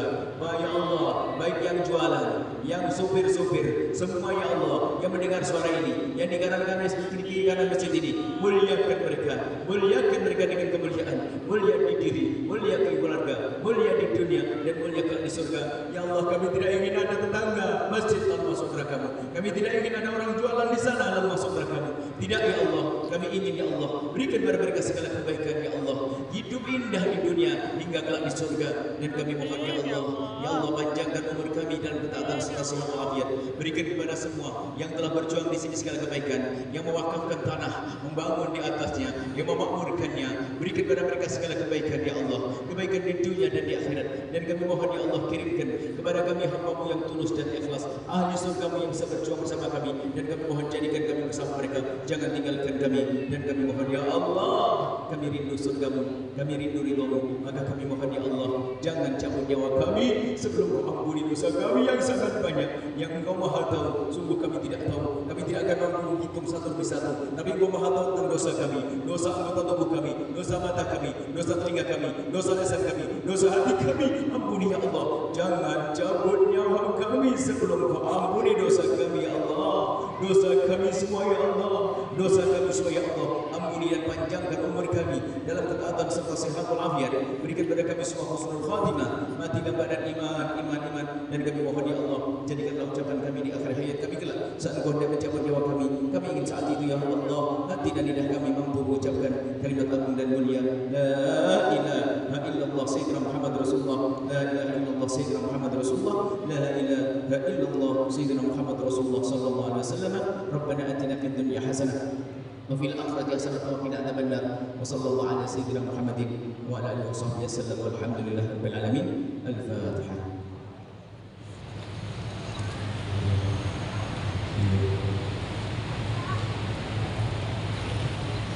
Terima kasih, maaf yang tidak sanggup bertemu hidayah.